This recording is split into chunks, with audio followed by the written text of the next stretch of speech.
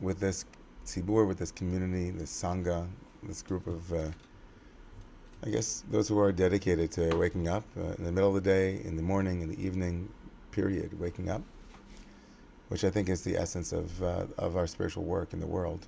No matter what tradition you belong to, waking up is hard to do, as they say. Waking up is hard to do, but it's also what the work is. My name is David Ingber. I'm the founder of Romemu, senior rabbi here. I'm privileged to serve in Manhattan in New York City. And if you are with us in the Zoom for the first time, as I said, welcome. If you're on YouTube, if you're on Facebook, if you're going to be watching this at some other point, either in preparation for Shabbat or some other need that it might fulfill, we're hoping that it does. That's the raison d'etre. That's our reason for being here as a spiritual community, is to be with one another in spiritual practice and in Jewish community. And I think for the sake of, I think that's the most important thing, it's for the sake of building a more loving, more just world. This coming week's Torah portion, which is a good way to always root ourselves before our sets, is called Mishpatim, which means laws. It's the Torah portion in the book of Exodus, that is essentially chapter 21 through chapter 24. It takes place in the immediate aftermath of the revelation at Sinai and the receiving of the Ten Commandments, or the Ten Utterances.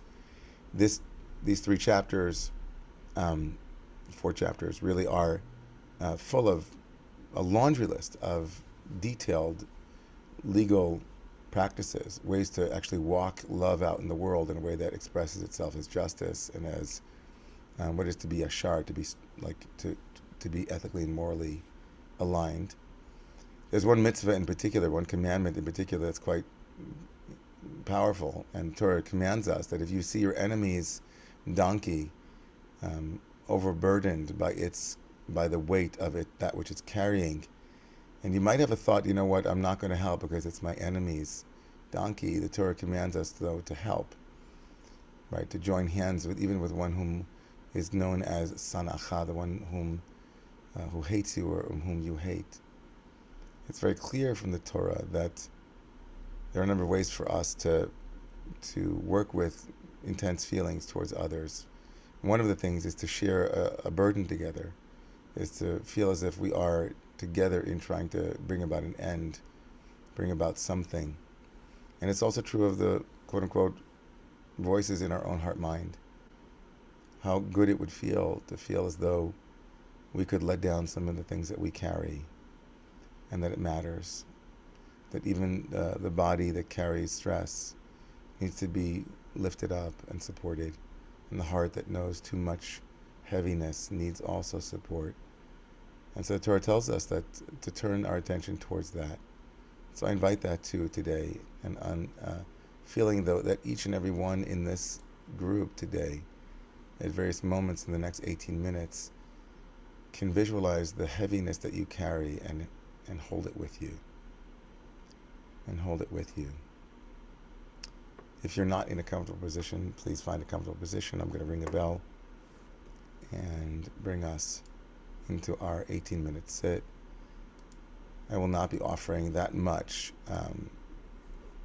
instruction, but just the beginning and then a number of reminders throughout the 18 minutes.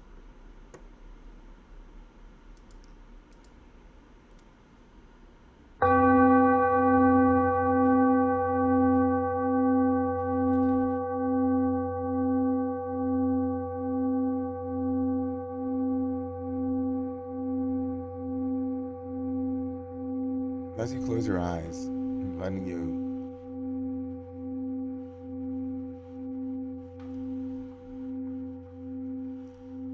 turn your attention to the remembered presence of those who are on the screen, some of whom you know and some of whom you may not yet know.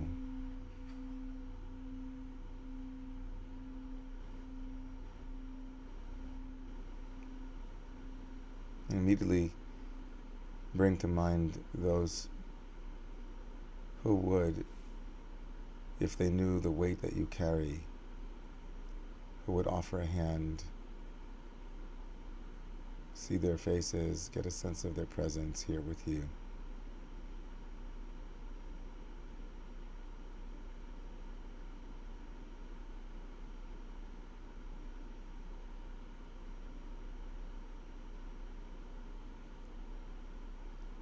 And as you gently bring your awareness to your body, you need to notice that which you are carrying. Feel any pressure, see it, hear it, sense it.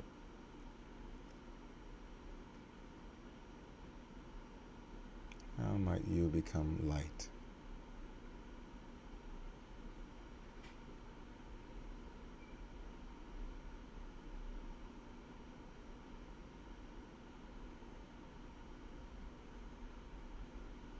Let yourself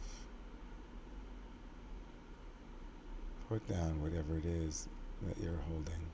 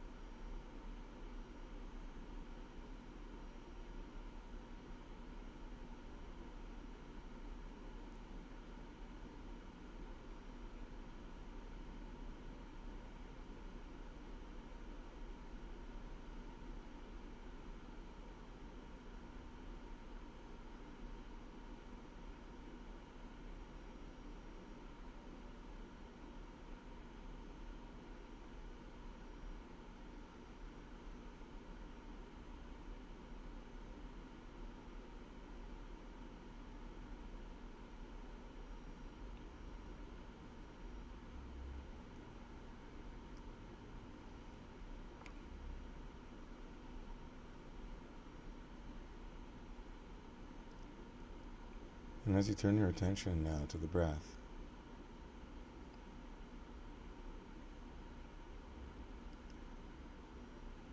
see if you can notice that the breath is a kind of support. Your own breath, like the hands of a friend, inviting release.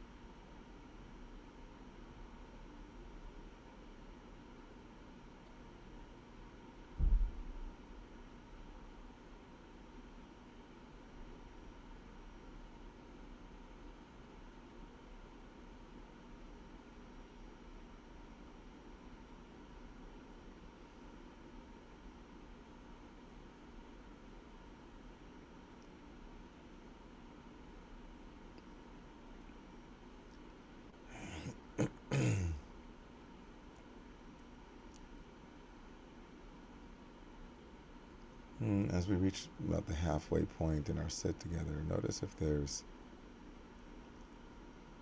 any pressure that's built up, a pressure to have a good sit, a pressure to get it right. Even sitting can become burdensome with the mind's constructions. So whatever's arising, noticing.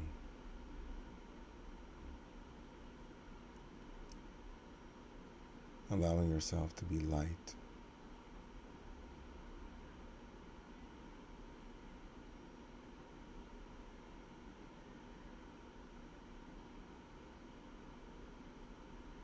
Following the breath. A space where all things might arise and fall away.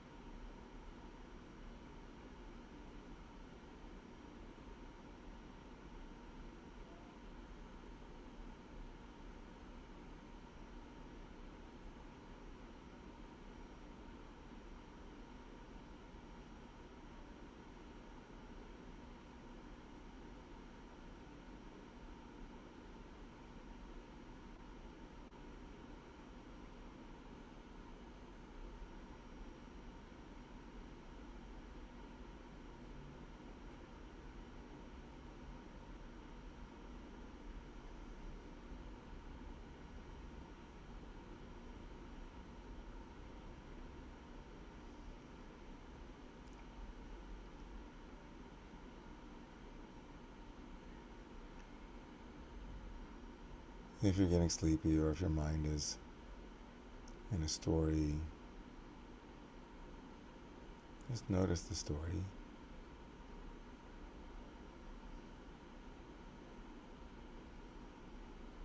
Bring a gentle and tender awareness to how the story moves, thoughts move. And don't push. Don't resist. Soften. And come back to the breath, noticing it without manipulating it.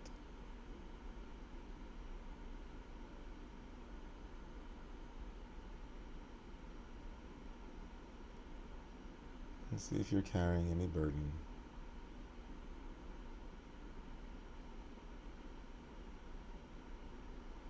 In the heart, in the mind, any heavy weight. What might it feel like to be lighter?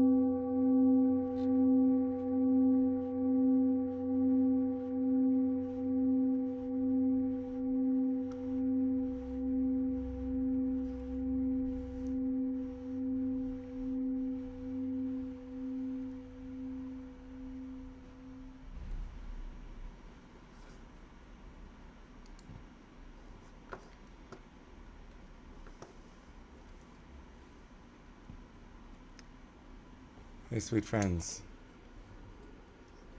Thank you for your dedication. Thank you for your practice today. Whether you're in Austin or you're around the corner in Florida, in Colorado, in Great Neck, wherever you guys are, God bless you. Hope your Shabbat is a beautiful Shabbat. I feel so thankful to having Ari behind the scenes who's supporting us. Thank you, Ari.